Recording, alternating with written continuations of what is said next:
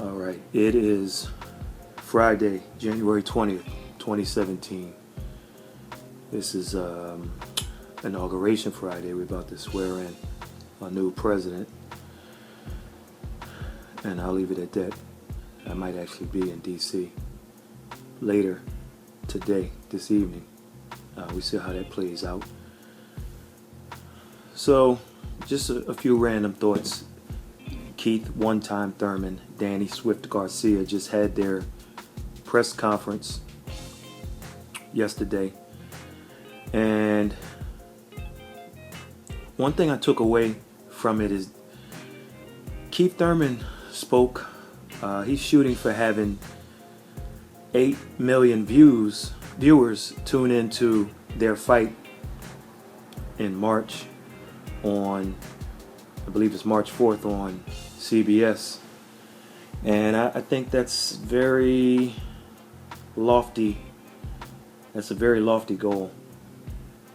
And I don't believe they'll get that much. Unless Keith knows something I did that I don't. When you take a look at Thurman versus Porter, that fight did 2.4 million views on the average. Now, that was an 80%, check that, 80% increase over Errol Spence Jr. versus Chris Algieri, which averaged 1.4 million. Now, I'll bring that up for a reason. I'll get to that in a minute. So when we go back in history and we look at Oscar De La Hoya, he had a fight night on Fox, and back in the day, in the 90s, and that did just under 6 million. All right. Okay, we're talking average again, not peaking, but the average. So that's significant because back in 1998 or whenever it happened, half the country didn't even have Fox. So for him to pull a number 6 million, that's fantastic. But then we know who Oscar De La Hoya was as a coming up. So now Thurman and Guerrero, when Keith Thurman fought Robert the Ghost Guerrero, that fight peaked at 4.4 million. It peaked, P-E-A-K-E-D, at 4.4 million. But I pay attention to the average. That wasn't the average. The average was about 3 million. So you're looking at 2.4 million for Thurman Porter, which you would have figured at that time should have surpassed the Thurman Guerrero at 3 million. It didn't. So then you look at Errol Spence, who did 1.4 million on average versus Chris Algieri. Errol Spence fought Leonard Bundu, and while it peaked at 6 million, the average was 4.8 million viewers.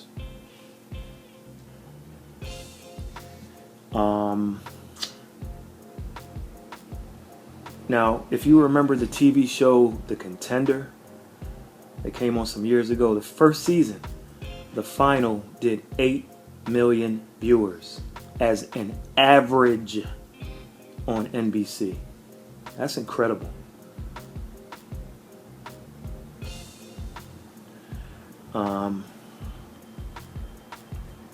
So that's that was The Contender. So here's the question I have for listeners about Errol Spence Jr. Do you think he gained, because he did 1.4 now against Algieri and did 4.8 versus Bundu?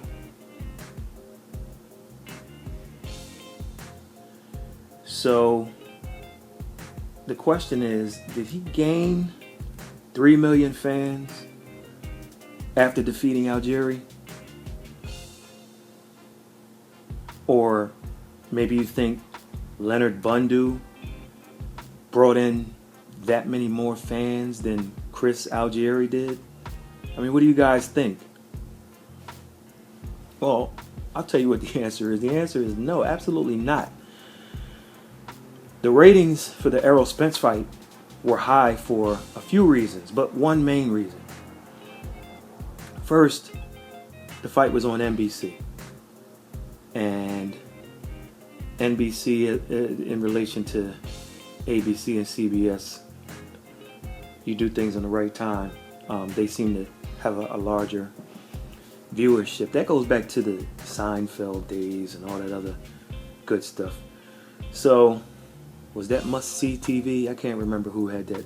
That might be CBS. I can't remember. Somebody used to have a must-see TV back in the 90s, and they ran with that. So first, the fight was on NBC. Secondly, the telecast was only an hour long, and Spence Jr. versus Bundu was the only fight they showed. So those are two reasons. However, the main reason is the fight came on immediately following the Olympic gold medal final in basketball with guess who? The good old USA. So people were tuned in, and we're talking American television, so people were tuned in. Half the world might have expected some type of post-ceremony show, or what have you. And they saw boxing came on and, hey, said, let me continue to watch it. So 8 million views is a high goal for Keith Thurman. Too high. It may do better than Porter. It might even do better than Guerrero. It certainly may peak better than those, but what the average view is, we'll see. It's a great matchup.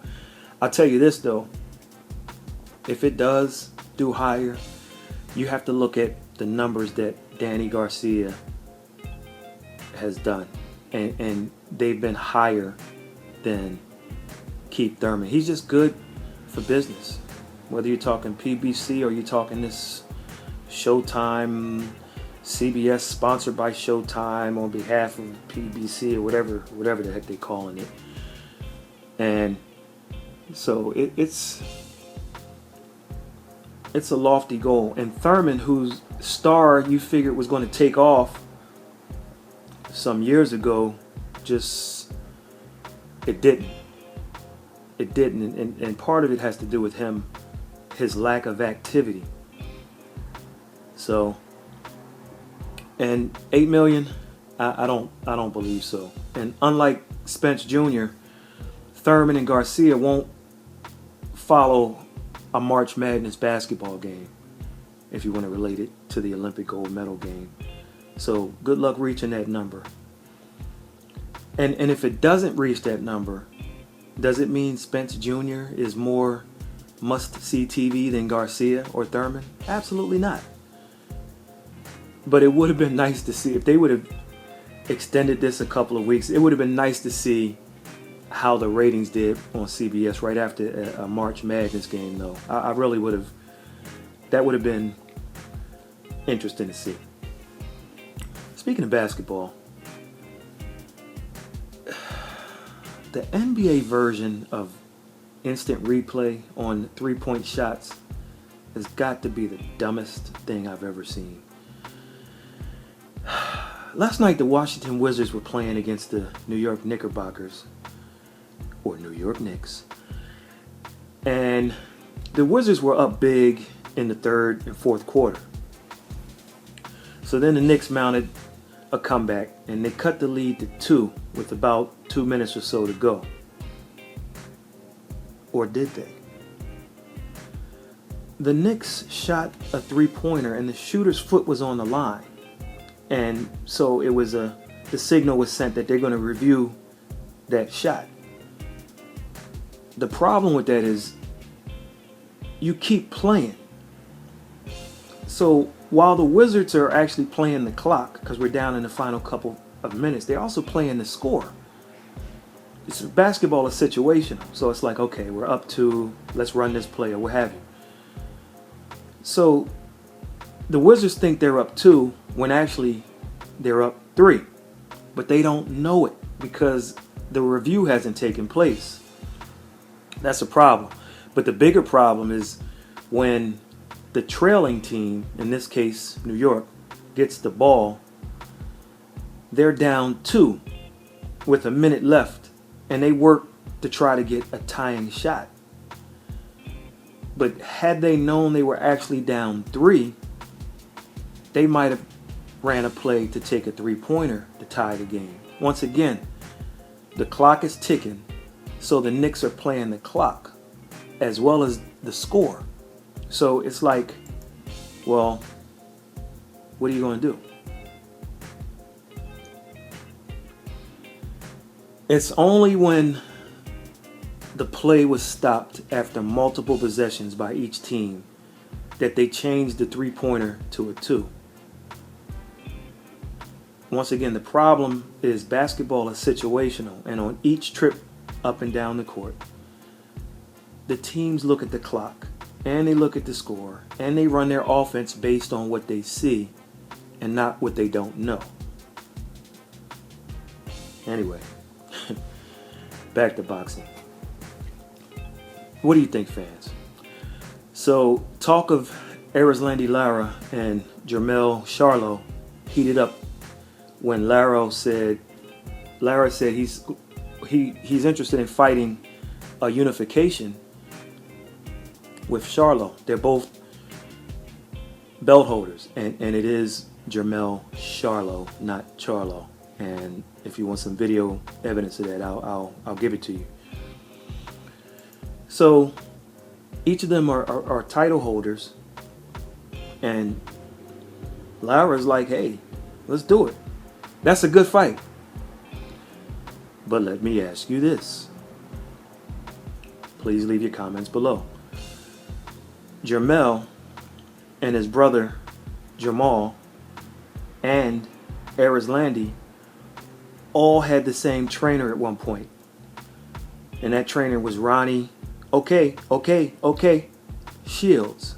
If you don't know what I mean by that, go back and look at some fights where they put the microphone in the corner and Ronnie Shields is always talking to his fighter. Okay, Jermell, I need you to do this, okay? Come out and use the jab, okay?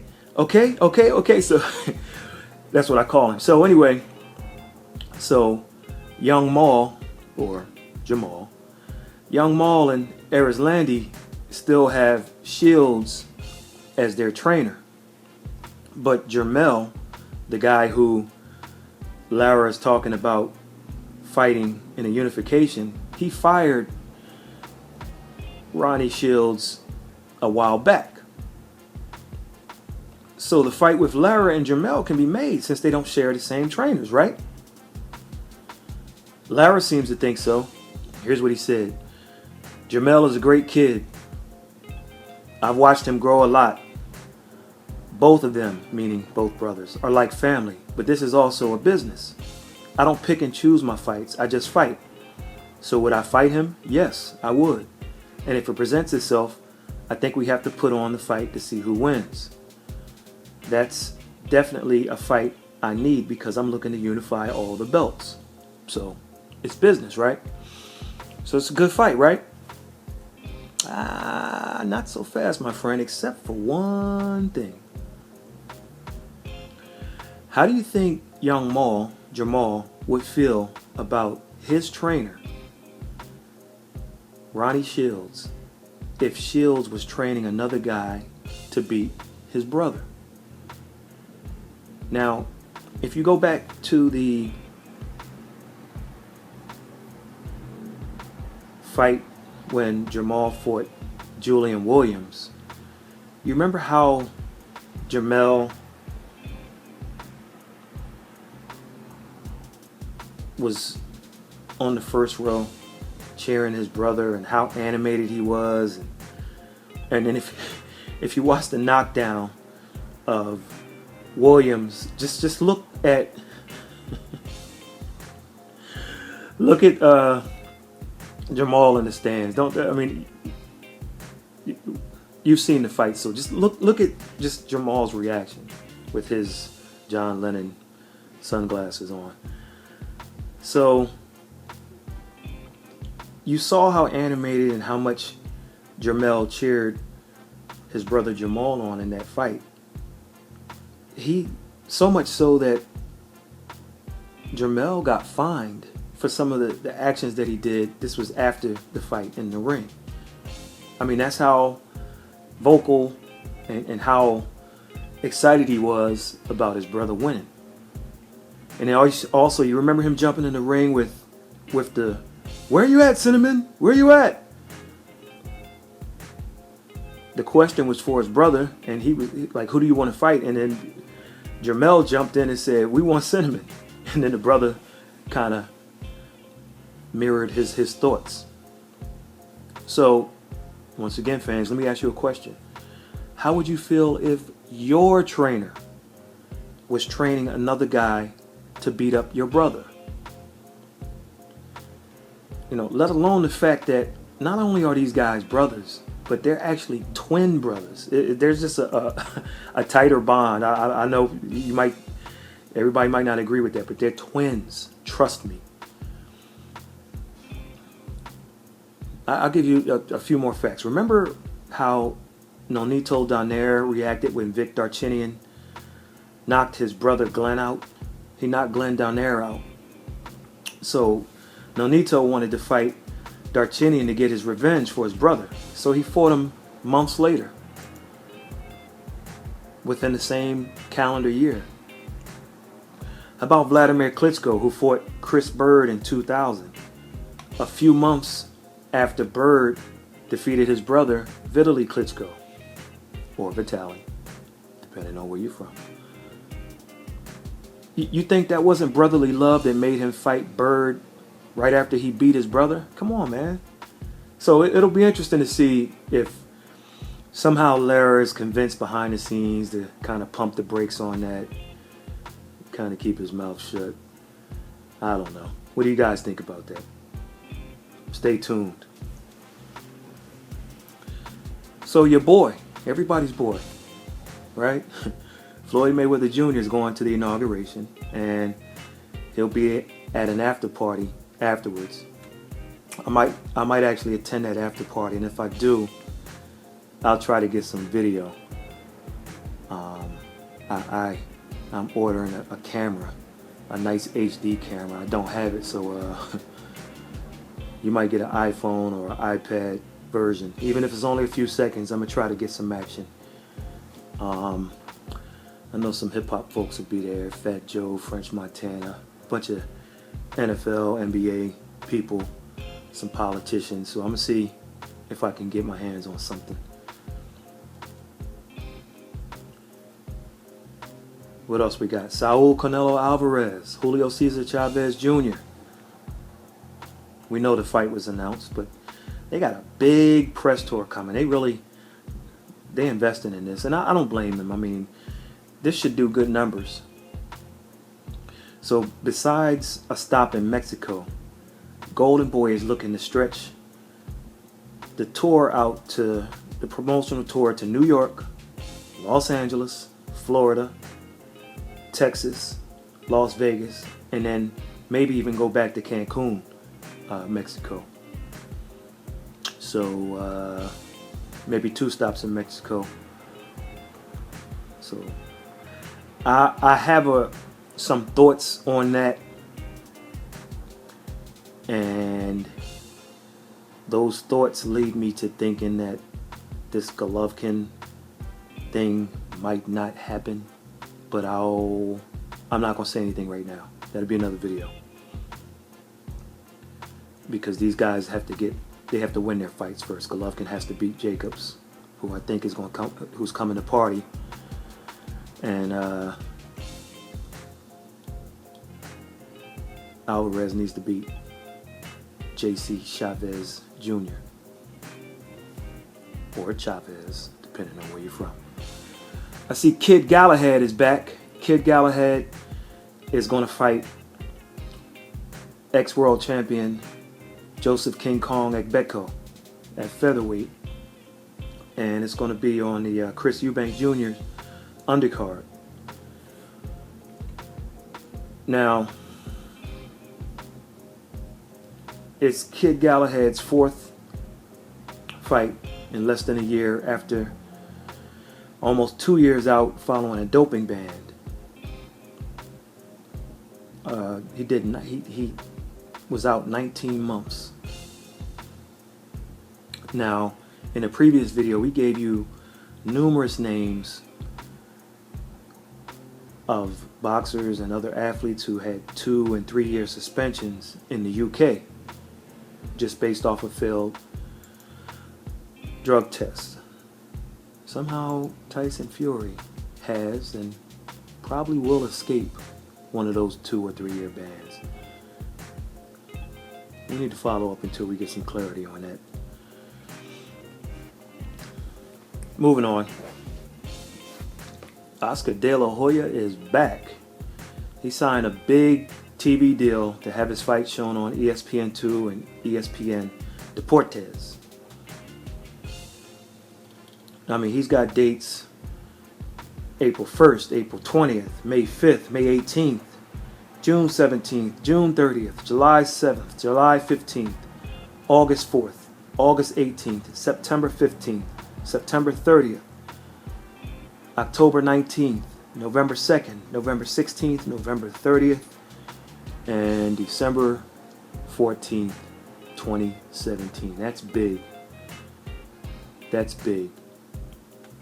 Now, it's not the Friday night fights that we're used to. First of all, Oscar has, quiet as kept, Oscar's building something that people need to keep an eye on. I know everybody's looking at how his talent has been exhausted with the takeover. And he lost a lot of his fighters. But he has signed some prospects. And you might not see the payoff this year. You might not even see it next year. But over the course of 5 to 10 years, I mean, these guys are going to be good. They're going to be champions. And slowly but surely, you know, you talk about that rabbit and that tortoise or that turtle. I mean, it's a marathon sometimes, not a sprint. And in this business, I'll take a marathon over a sprint any day. So many of the dates, it's not your traditional Friday night fights. Many of the dates are rotating Thursdays and Saturdays. One exception is Friday, May 5th, the day before Canelo fights Jr. So I assume that card will be wherever in the same city that the Canelo Jr. fight is. Now, T-Mobile Arena was the assumption, but they're still talking about MGM and possibly even Cowboy Stadium. So we'll see. Then later on in the year, it kind of goes to quite a few Fridays where it'll be Friday night fights. But my question is, are we going to bring the teddy bear back? Because as much as I used to stay home, at least before party time, I would stay home early on a Friday night, generally from 9 p.m. to 11 p.m. Eastern. The most entertainment I got out of the fights, for the most part, was watching the teddy bear, Teddy Atlas. So we'll see. We'll see. What else? We got Badou Jack. Vacated his title. He's moving up. And I wouldn't be surprised if you see Badou Jack versus Adonis Stevenson one day soon. I wouldn't even count out Andre Ward, who I think is just going to, if he doesn't find his way out of a rematch with Sergey Kovalev, he's going to sit on those belts somehow, some way. So Callum Smith and Anthony Durrell are first in line to decide if they want to fight for Badou Jack's vacant title. If neither or one of them decide not to, then you start going down the list. You start going down to the number 3 guy. If he says no, you go down to the number 4 until we get 2 guys, the top 2 guys fighting. So Vasily Lomachenko set to return April 8th. Looks like we're also going to get Demetrius Andrade back in the ring against Jack Colque on March 11th. We think it was supposed to happen on November 5th. Then it was supposed to go to purse bid in December. Then later in December, this cat shows up at the presser to call out Jermell Charlo after his fight with Julian Williams. So now it looks like we're on. It looks like the fight's on. But then again, I hear him say, well, we're waiting for the contract to be determined. That's not what I want to hear based on contract. Yeah, it's just not what I want to hear. Because we've heard it before. And we've heard it before with the same opponent. So, then I hear him say, I want Canelo. I want the Triple G Jacobs winner. I want the Charlo brothers. Look, man, I just want you back in the ring. Just get back in the ring. Let's get a win. And then let's start talking, because the 154-pound division, which is junior middleweight or super welterweight or light middleweight, depending on who you are and where you live, 154 pounds is loaded. Technically, you have Saul Canelo Alvarez, you got Jermell Charlo, Demetrius Andrade, Vanes Martirosyan, Austin Trout, Tony Harrison, Julian Williams, Diego Chavez. You got Beefy Smith, Jared Hurd, Willie Nelson. You got the young gun fighting in an eliminator coming up, Erickson Lubin. I mean, just the weight class is loaded, so we'll see. Let's talk heavyweights for a quick second. You got Louis Ortiz in negotiations with Jarrell Miller. And I hear the talks are serious. And that's the real King Kong versus Big Baby, folks. Louis, the real King Kong, Ortiz versus Jarrell Big Baby Miller. All right, let's see if we can get that one signed. That'll be, if anything, it'll be entertaining outside the ring and inside. Got another question for you. Maybe you can help me. Has there been a Sean Porter or Lamont Peterson sighting, folks? Anyone? Maybe these guys can reappear simultaneously and just take on each other. Just fight each other.